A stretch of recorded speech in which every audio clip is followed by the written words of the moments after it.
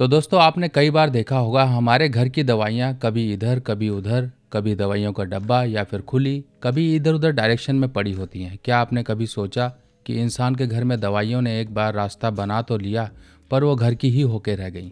आपको दवाइयाँ फ़ायदा नहीं कर रही हैं, दवाइयों की डोज बढ़ती जा रही है। जो बीमारी है वो बीमारी जस की तस है। जब तक आप दवाई लेते हो तब तक आपको कुछ फ़ायदा नज़र आता है, उसके बाद फिर वही कंडीशन हो जाती है।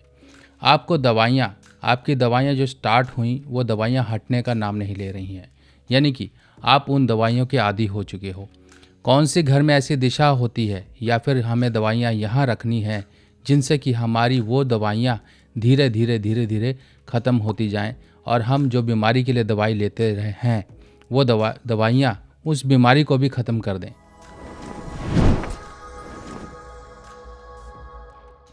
कुछ बीमारियां ऐसी हैं जो समय से ख़त्म होनी चाहिए, जैसे कि मान लीजिए कोई इन्फेक्शन है या कोई शरीर में ऐसी प्रॉब्लम है जो कि टेम्परेरी शुरू की जाती हैं।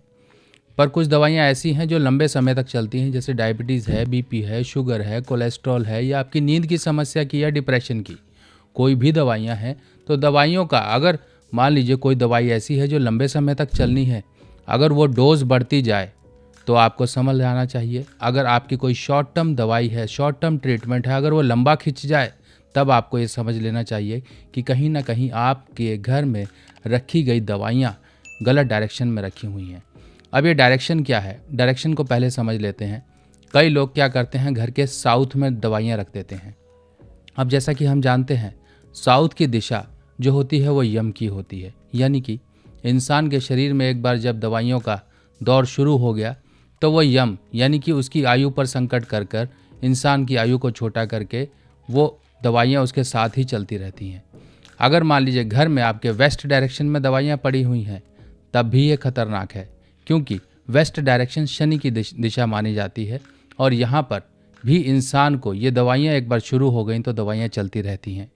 अगर मान लीजिए आपके घर में कहीं भी साउथ डायरेक्शन में कहीं दवाइयाँ पड़ी हुई हैं या फिर साउथ डायरेक्शन में कहीं आपके कचरा वगैरह पड़ा हुआ है, ये राहु से संबंधित चीज़ें पड़ी हुई हैं या फिर कुछ ऐसे औजार पड़े हुए हैं जिनके ऊपर जंग लगी हुई है, तब भी आपको समझ जाना चाहिए कि कहीं ना कहीं ये जो आपके शरीर में जो रोग है, इस रोग को हटाने के लिए अब दवाइयाँ किसी काम की नहीं रहेंगी।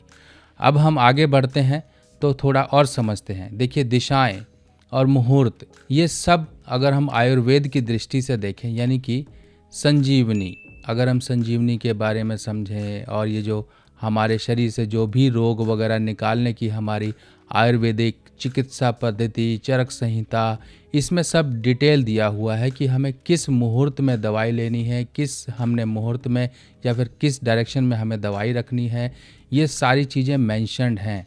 पर ये थोड़ी कॉम्प्लिकेटेड होने की वजह से लोगों को समझ नहीं आती हैं। तो मैं आपको आज ये सिंपल करके बताने वाला हूँ कि आपको घर में किस डायरेक्शन में दवाइयाँ रखनी है, और अगर बीमारियाँ नहीं जा रही हैं आपके घर से तो कुछ घर में छोटे मोटे बदलाव कर लीजिए, और घर के लोग अगर बीमारियों से नहीं हटते हैं तो कुछ उपाय कर लीजिए। यानी कि आज की कुछ 3 ऐसे टिप्स हैं आपके लिए जो घर से बीमारी हटाने में, और आपके जो गाढ़ी कमाई होती है, जो आप पैसा कमा रहे हो, वो पैसा बेमतलब के ट्रीटमेंट में ना खर्च हो, इसको हम रोकने के लिए कुछ जतन और कुछ छोटे छोटे उपाय कर सकते हैं। देखिए, जो दवाइयाँ हैं ये हमारा कर्म है कि अगर हमें तकलीफ़ हुई है, कोई प्रॉब्लम हुई है तो उसकी हम दवाई लें, यानी कि दवा और साथ में दुआ, यानी कि दुआ यानी कि जो ईश्वरीय शक्ति होती है कि हाँ, हम प्रार्थना भी कर रहे हैं, प्रभु हमारे शरीर से ये जो कष्ट हैं ये निकल जाएं, और जो दवाइयाँ हैं वो भी हमको फ़ायदा करें। तो दोनों चीज़ों का अगर बैलेंस बनेगा तो इंसान शर्तिया तौर पे बाहर आ जाता है अपनी परेशानियों से। वरना वही कि परेशानी छोटी से शुरू हुई, बाद में टेस्ट हो रहे हैं, कहीं ये हो रहा है, कहीं वो हो रहा है, बीमारी पकड़ में नहीं आ रही है, दवाइयों की डोज बढ़ती जा रही है। यानी कि आप एक तरह से लेबोरेटरी बन चुके हो, लेबोरेटरी के चूहे, जिस चूहे के ऊपर सिर्फ और सिर्फ एक्सपेरिमेंट होते हैं, यानी कि अंधेरे में तीर मारे जा रहे हैं, ये दवाई खा लो, ये दवाई खा लो, ये खा लो, इसके बाद भी आपकी तकलीफ़ें कम नहीं हो रही हैं। तो पहली बात हम समझते हैं कि मान लीजिए आपको तकलीफ़ें हैं या घर में आप नेचुरल भी दवाइयाँ रखते हैं, नॉर्मल तौर तरीके से रख रहे हैं, तो कभी भी साउथ या वेस्ट डायरेक्शन में मत रखिए। क्यों? क्योंकि ये दिशाएं यम की दिशाएं हैं और इन दवाइयों का फ़ायदा नहीं होगा, उल्टा आपको नुकसान होगा। क्योंकि कुछ ना कुछ चीज़ें सही डायरेक्शन में जाएं तभी वो कुछ ना कुछ अच्छे असर देती हैं। अगर मान लीजिए आपके साउथ डायरेक्शन में दवाइयाँ पड़ी हैं, बेमतलब की चीज़ें पड़ी हुई हैं, जो एक्सपायर्ड हैं दवाइयाँ, इनको हटा लीजिए। अगर कोई जंग लगे हथियार पड़े हुए हैं, कोई कुंद हथियार जिन्हें कहा जाता है, या औजार पड़े हुए हैं, पेचकस, प्लास, कुछ भी पाना वगैरह ये चीज़ें, या फिर कुछ नुकीली चीज़ें पड़ी हुई हैं, चाकू, तलवार, कुछ भी ऐसी चीज़ें जो होती हैं घर में, उन चीज़ों को ख़राब अवस्था में इस डायरेक्शन में मत रखिए। सबसे पहला काम तो आपने ये कर दिया कि नेगेटिव चीज़ों को उस डायरेक्शन से हटा दिया। दवाइयाँ इस डायरेक्शन में बिल्कुल नहीं, हथियार बाकी बताई चीज़ें इस डायरेक्शन में बिल्कुल नहीं। अब इसके बाद आपको रखनी किस डायरेक्शन में है दवाइयाँ, ये समझिए। अगर आपने मृत संजीवनी के बारे में सुना हो तो उसके जिक्र को आज मैं बता देता हूँ कि मृत संजीवनी जो कि शुक्र देव को मिली थी इस विद्या का ज्ञान, और इस संजीवनी विद्या के ज़रिए उन्होंने, क्योंकि ये राक्षसों के देवता थे, तो इन्होंने राक्षसों को जीवित करना शुरू कर दिया था। अब शुक्र की दिशा क्या है? शुक्र की दिशा अगर हम देखें तो नॉर्थ है और नॉर्थ वेस्ट की दिशा है। अब ये दो दिशाएं ऐसी हैं जहां पर शुक्र का प्रभाव आता है। शुक्र हमें शरीर में बहुत सी चीज़ें देता है। शुक्र ही एक एनर्जी है, शुक्र ही हमारा एक तरह से डिफेंस सिस्टम है शरीर के अंदर, जो कि हमें बीमारियों परेशानियों से बचाता है। कैसे?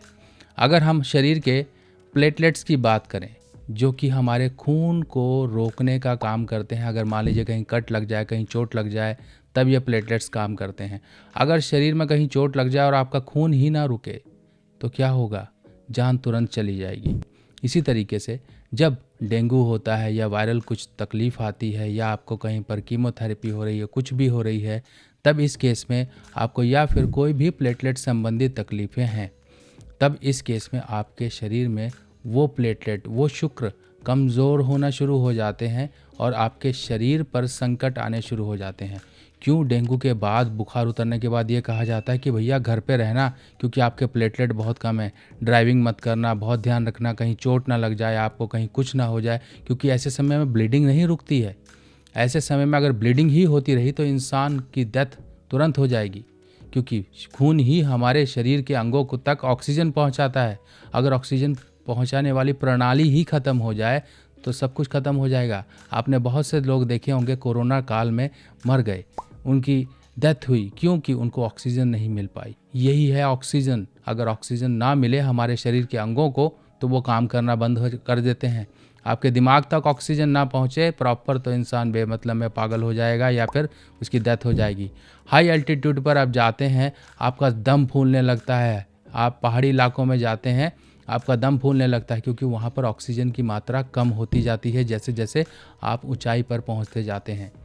तो इस तरीके से ऑक्सीजन हमारे लिए बहुत ज़रूरी है। हम पानी में ऑक्सीजन नहीं ले सकते हैं, पर मछली ले सकती है। हम सांस लेने के लिए इंसान, हमारे फेफड़े बने हैं, अगर वही फेफड़ों तक हवा ना पहुँचे, सांस ना पहुँचे, हमारे अंगों तक सांस ना पहुँचे, तो हम किसी काम के नहीं। इसी तरीके से शुक्र की सहायता हमेशा लेनी होती है। वाइट ब्लड सेल्स, सफ़ेद रक्त कोशिकाएं, अगर आपने सुना हो तो सफ़ेद रक्त कोशिकाएं, लाल रक्त कोशिकाएं, ये लाल अगर मंगल की हैं तो सफ़ेद शुक्र की हैं, और शुक्र के प्लेटलेट भी हैं, शुक्र के वाइट ब्लड सेल भी हैं, और यही हमारा डिफेंस सिस्टम है। और अगर इंसान की एक, अगर हम कहें वंश वृद्धि की, तो वो शुक्र है। शुक्र इंसान में स्पर्म है, शुक्राणु है।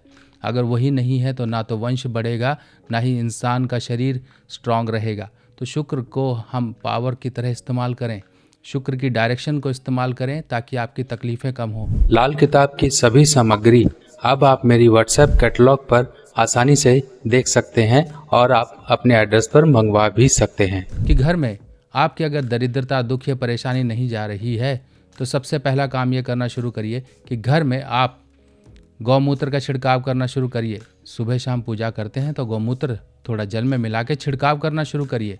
और इसके साथ साथ घर में अगर बीमारियां नहीं जा रही हैं तो बुधवार का या फिर गुरुवार का दिन आप तलाश लीजिए, महीने में एक बार कर लीजिए। पका हुआ पीले रंग का कद्दू, जिसे हम पम्पकिन बोलते हैं, उसको हिलाओगे तो अंदर उसके आवाज़ आएगी, खड़ खड़ खड़, यानी कि बीज उसके जो गुच्छा बन चुका होता है वो आवाज़ कर रहे होते हैं। अब ऐसा पका हुआ कद्दू पूरे परिवार का नाम लेके घर का कोई मुखिया या फिर महिला जो हैं वो परिवार का नाम लेके मंदिर या धर्म स्थान जो भी आपके आसपास है या गुरुद्वारा है कहीं पर भी आप उसको लंगर में या फिर धर्म स्थान में पहुंचा दीजिए। बस ये करने मात्र से आपको देखिए ईश्वरीय शक्ति आपके प्रैक्टिकल अप्रोचेस सभी काम करने शुरू कर देंगे। पर ध्यान हमेशा रखिए, साउथ की दिशा को क्लीन रखिए। साउथ फेसिंग वाले मकान के अगर व्यक्ति हैं तो अपने घर में साउथ की वॉल पर आप पंचमुखी हनुमान जी की मूर्ति छोटे साइज में, जैसा कि आपको फोटो में दिखाई दे रही है, तो इस तरह से आपको ये मूर्ति पंचमुखी हनुमान जी आपको स्थापित करने हैं। घर में नॉनवेज, शराब, इन चीज़ों का परहेज रखिए अगर हनुमान जी को घर में आप स्थापित कर रहे हैं। अगर आप कहीं से प्रोटेक्शन ले रहे हैं तो आपको भी एक स्टेप कुछ ना कुछ त्याग करने पड़ेंगे। और घर के बाहर भी आप लगा सकते हैं, पर ध्यान ये रखिएगा हनुमान जी को लगाकर सिर्फ छोड़ना नहीं है, इनको समय समय पर साफ भी करते रहिए। मंगलवार का दिन इनके नाम से प्रसाद मंदिर में ज़रूर बांटते रहिए। बाकी दोस्तों ऐसे ही और जानकारियाँ लेके मैं आपके लिए आता रहूँगा। तब तक के लिए आज्ञा दीजिए। नमस्कार।